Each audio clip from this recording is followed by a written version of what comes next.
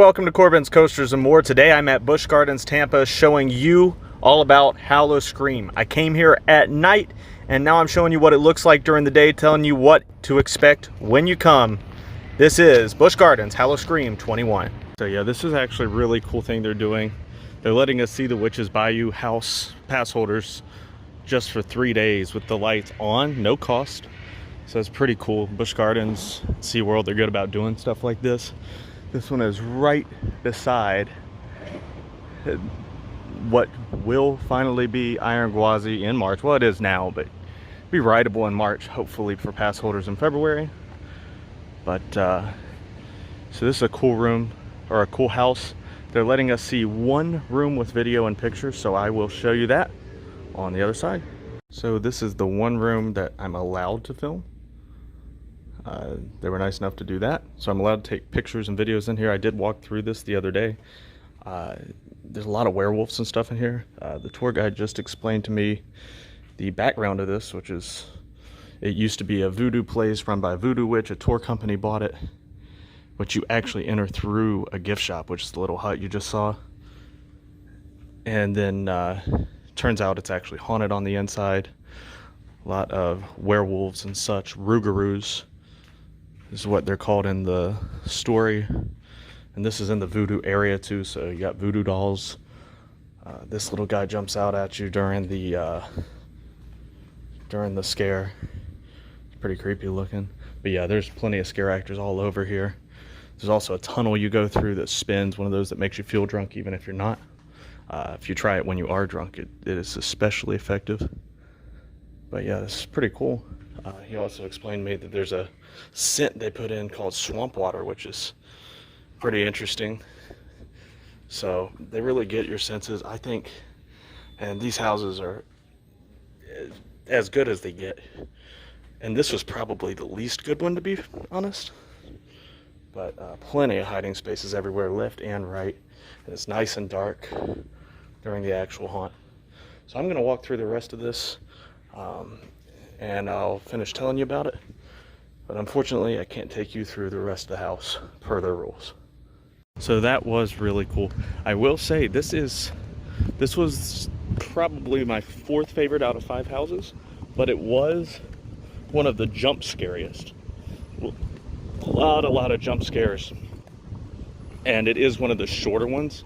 I'd say it's about 8 rooms, really not that big. And it is the one labeled number 1. So I have them on the map, 1, 2, 3, 4, 5. So this is the one that's meant to be done first. So I do think it's a really good one to get you in the mood. It's a really dark one. And like I said, it's really scary, but really short. So do with it what you will. Werewolves being the main attraction there, as well as some voodoo. And it brings you right out back to this voodoo scare zone.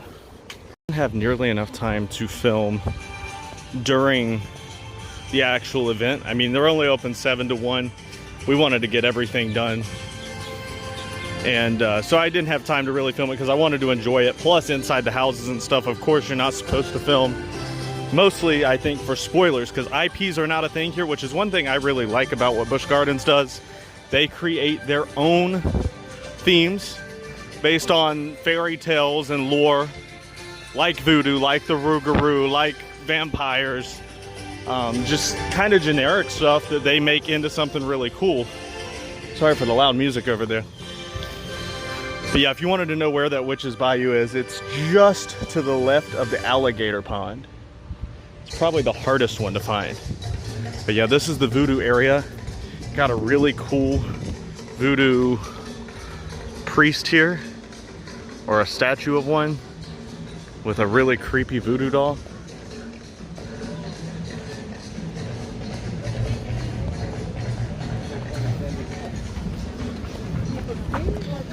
This one was not as scary as some of the other scare zones. Not as many people to jump out. I do think that's probably because it's the first real one.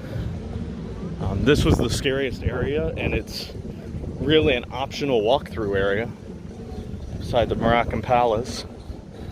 There's nothing over here except for the scare zone.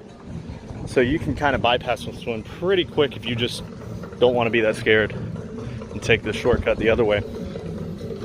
But yeah, definitely some hiding spaces here. And they do use them, and they don't use all of them. So you might look somewhere and think someone's gonna jump out at you, and someone jumps out from the other side. Real quick, I do wanna make a point. And I am here right now on a Tuesday in October.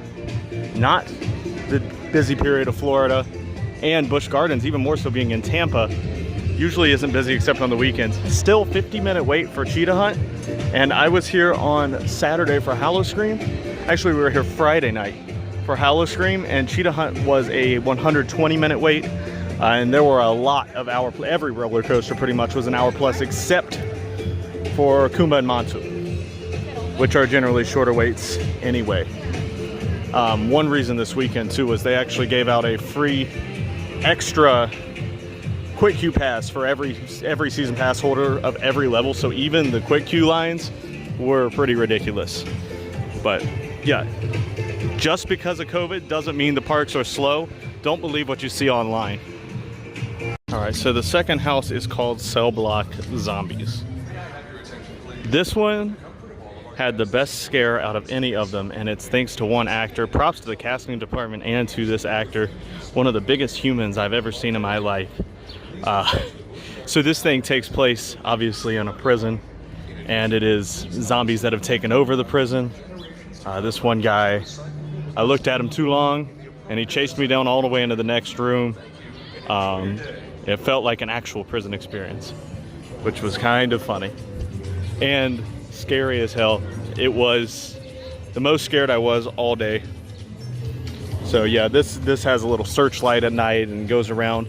This is a pretty long house. You actually go through like a check-in room of the prison. You have prison guards telling you what to do at first, and then once you're in, the zombies take over. There's a lot of sound effects on this one, a lot of guys hitting stuff to scare you with the sound. I really enjoyed it. I think this was probably my favorite house of the day. I wish this was the one I could go through with the lights on. It was really cool. So one reason you're seeing more here from Busch Gardens than Universal isn't because it's better, which maybe it is a little bit, but it's because they actually keep their stuff out during the day, where Universal doesn't let you see anything except a couple of the stands that they can't cover up. They even cover up the signage and everything for Halloween Horror Nights during the day. So there's no chance to come back through. Whereas Busch Gardens, I mean, it's something I love that they do. They keep everything out in the open. Busch Gardens, SeaWorld. That's why I was able to go through a house with the lights on. If you haven't seen it, I have a behind the scenes video of Manta at SeaWorld, same company, where they actually let us go behind the roller coaster into the storeroom and into the repair bay. So it was really cool. But this one's called the Shortcut. This last year was the coolest area of the park. It was in a whole different section, but took a wrong shortcut through the woods. This year was really not to be a pun, but it's short. This is it. You see everything right here. So there's a few cool props, couple places to hide, and that's about it.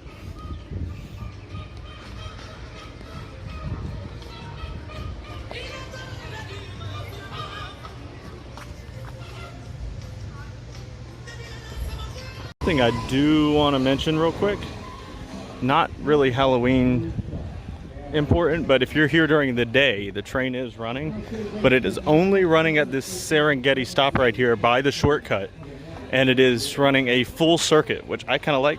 You get like a nice 15-minute ride going all the way through the Serengeti area. All right, so this area is Little Nightmares. This one, I don't know how to explain this one. It was people with creepy kid masks on, I guess. And there was one little person here who really fit in. Looked just like a kid, but pretty sure she wasn't with the tattoos on her arm. So that was one of the bigger surprises that worked really well.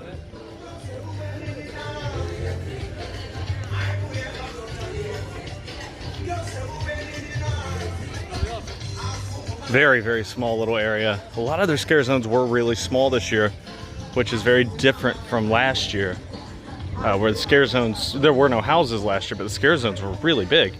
So I guess they've just reallocated some of that. But at night, you couldn't even tell this was the same place. It was, they got fog they got so much fog that it puts it at 100% humidity, tons of steam looking. Visibility is real low. They got the lighting really good. That is one of the biggest differences between here and Universal for the Halloween events. Is a Universal, when you're in the park, not in a scare zone, everything looks very normal. And even in the scare zones and in the haunted houses, there's a lot of lighting, not many dark spots. Here, the entire park, even not in a scare zone, it's pretty dark. And you might see some scare actors on shift chains going to the back, and they will scare you outside of the scare zone. So really, you're not safe in any area. So I would say don't come at all if you don't want to be scared. At Universal, you'll be fine. You know, you can pretty much get to most of the rides without entering a scare zone at Universal, but definitely not here. So I'm now in Pantopia, and the next house is called The Residence. Now this one was really, really creepy. I didn't know the theme of it going in, so somewhat of a spoiler alert, but it does kind of show it. It is a family where the mom and dad have decided to go rogue and kill the family. This one has very few jump scares. It does have some animatronics rattling around, but it's not about the jump scares. It's much more about just creepiness, eeriness, seeing a mother covered in blood in the kitchen, that kind of stuff, seeing the daughter jump out of the shower at you. Pretty cool. And right beside it, the Deadly Toys section, which is my favorite scare zone. So at night they actually have big teddy bears and stuffed animals and stuff dressed up with chainsaws and cymbals to clang behind people, and obviously baby dolls, which you don't get much creepier than a baby doll.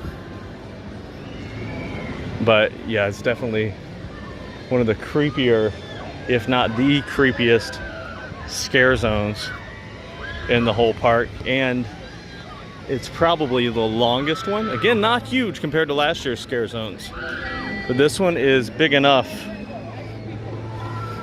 to really give you reason to come through here.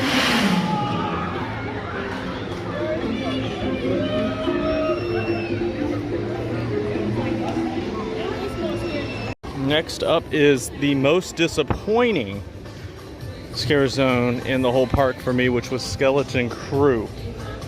So you got these really cool statues and stuff everywhere. You have a new Chick-fil-A, which is interesting to me. That was not Chick-fil-A when I was here about a month ago. On a side note. And it's good with the all-day dining deal, which is very unusual for a theme park franchise. Just saying. Interesting. Back to the Pirate Land here. There were not enough scare actors, and I don't know if I just came at a bad time. And I expected maybe like some original pirate music gone wrong too. There were the costumes they did have and the makeup were really good, and it is a bigger zone compared to the rest. This is where they had Lycan Landing last year though, which was the best scare zone out of all of them. This year and last year included. So because of this, I guess they have treetop trails closed. I'm guessing that's used as like a changing area for some of the scary areas. But yeah, like they have these cages, there was nobody in them. Kind of disappointing, but anyway, on to the next one. If you did not know, Howl-O-Scream is not every night, so they don't have it on Mondays and Tuesdays. Now they do have it on Wednesdays through the end of the month. And the last day is October 31st, which is on a Sunday this year, which works perfectly for them. And it is separate admission. Even if you have a season pass, it's separate admission. They gave a free day for season pass holders on the first weekend. But other than that, you have to pay. They do have a season pass, and they have a combo pass with SeaWorld, who also has their own Howl-O-Scream. And this is the first year they've done it. So anything Halloween themed does not open unless it is Halloween or Howl-O-Scream time. Now, this brings me to another point though. This is a bar I didn't even see that day, but there are not enough food and drink locations for Howl-O-Scream, especially for how busy it is. Yeah, it's the busiest I've seen a theme park in a little while. And we couldn't find a place for a drink until we were almost done with the thing and around at Cheetah Hunt, which is where I started this video, but that's where I ended when I actually did it. Just so you know too, they have the log flume closed right now because there is a haunted house in that area. You actually go through the same queue area, which would be the Forgotten. I think it is.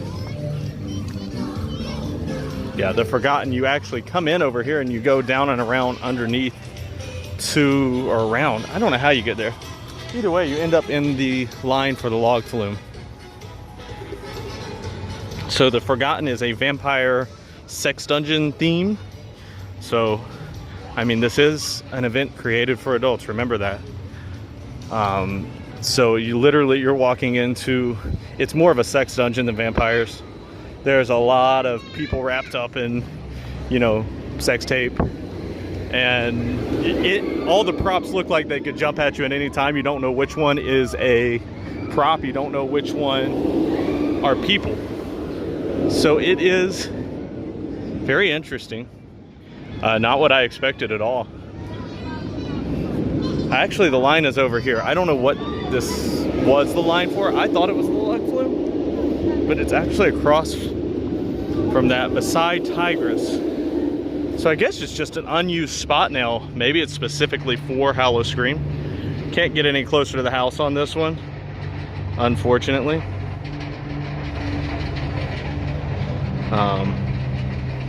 But yeah, this was the most disappointing house, but also just because it was short.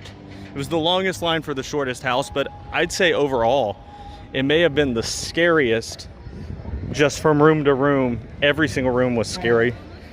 Now I'm going to do the Cirque Extreme in a couple weeks. They are doing this on the weekends at 3:30 and 5:30 during regular park hours, not just during Howl-O-Scream hours. So their other Cirque show is really cool. I'll actually post a video of their Cirque show all the way through. So that was their summer Cirque show. This one I'm assuming is pretty similar. It's in the same building with a very similar theme. So once I go to that, I'll tell you how that was as well. But since they're running it during the day, I try not to. This scare zone is also one of the scarier ones and a little bit longer in the shadows. I mean, they have, sorry for the Sesame Street music in the background. It's annoying to me too. So ironically, right beside Sesame Street World is a very scary area. A lot of camouflage here. They hide in the bushes and everything, as you can see right there. A lot of cans shaking, beating on the wood, shoveling on the ground. It's one of the swings where they can come out at you.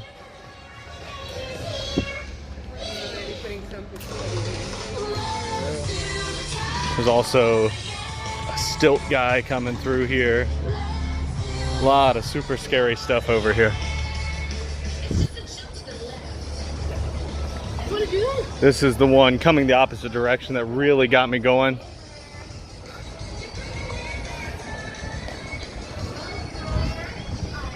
Because really you're leading up, all this area right here is pretty dark as well. And you know, Sesame Street area is closed. Can't really see the animals. It's mostly just dark and foggy. Back in the festival area, they do have a show for Howl-O-Scream called Fiends.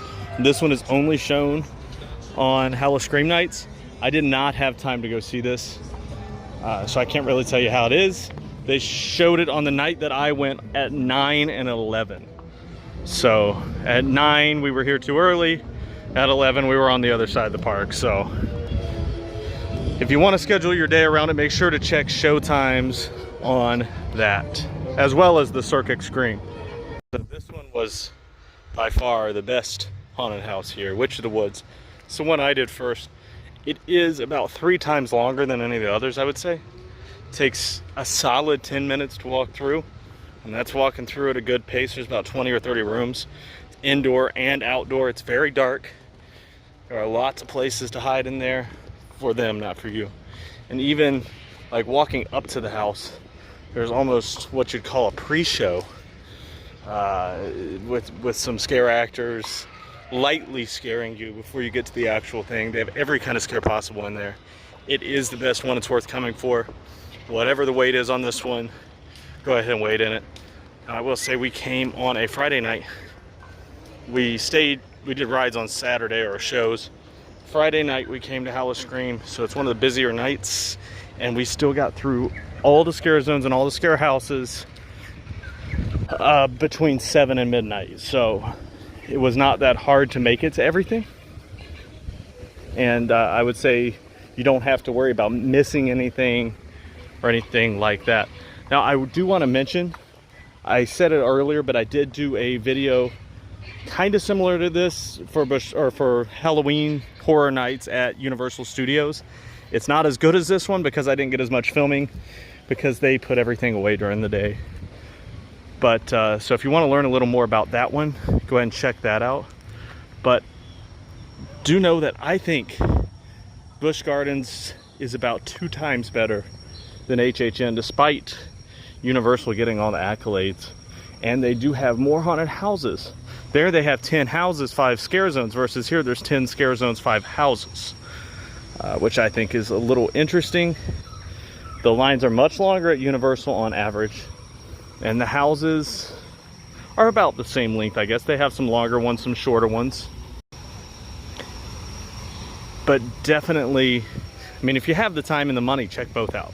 But if I had to pick one, I would choose Busch Gardens. And I think next year, I'm really going to be interested to see what SeaWorld's is like. I might get that 2-park pass for Busch Gardens and SeaWorld. Right now, this year, it's $100 for both.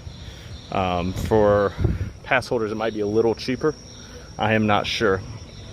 They do this at the same time on weekends. They do the beer fest. So you get one of those tasting cards and get to go around and try some different food and drinks. But this is there's one more scare zone to go, one more. Stay with me, check it out, and thanks for watching, by the way. Go ahead and like, subscribe, comment if you've been here, you have some different thoughts on anything, or if you have any questions, you know, you're thinking about coming or you are coming, you have some questions about something, go ahead and put that in the comments. I try to respond within a day or 2 for every comment. So if you were wondering, Iron Gwazi is officially supposed to open March 22nd. This is about the 4th opening date they've given us, but I actually believe this one, the gift shop is officially there. I want to show. I got my gift last time they thought they were going to open, but it already has a hole in it. I would like to get another one that doesn't have a hole in it, but it is a pretty badass looking shirt, if we're being honest. It's a pretty awesome looking coaster too, as we all know. But yeah, all of Busch Gardens coasters that were supposed to open in 2020 are supposed to open either February, March, or April of 22. I do have another video when that broke news, but you can find it pretty much anywhere, including their website at this point. I'm also going to release a video in about a week about some speculation on what they could do in Pantopia, take a couple older rides and replace them with something. So make sure you stay tuned for that. Coming up on the last scare zone now, and this is the longest of all the scare zones and is a completely optional one. You have to actually go out of your way to get to this one. It is near the front of the park. It's easy to get to, but there's nothing outside of these walls. So you can't see much from here. But over here is the junkyard. This one is a leftover from last year, and it was cool last year. It's cool this year. They have some of the cooler effects in here, including blowing you with like a blower. There's some chainsaws, there's some mechanic stuff, lots of clanging. It's like a mechanic shop gone wrong. Pretty freaking cool. So yeah, I really enjoyed Howl-O-Scream. So this is my first year going to a full-fledged Halloween event since, like, I don't know, for at least 8 or 9 years. And it impressed me. I'm no longer scared of going. It's more fun for me now. So if you haven't been, get on out here. They are open till the 31st. The weekdays are cheaper than the weekends, and it does get more expensive as you get closer to Halloween, including Halloween Day, I think, is the most expensive. Thanks for watching Corbin's Coasters and More. Like I said, go ahead and check back in a week or two for some more cool videos. I'm posting regularly again. I know I had a hiatus, but come on back and watch. Thanks for watching this one.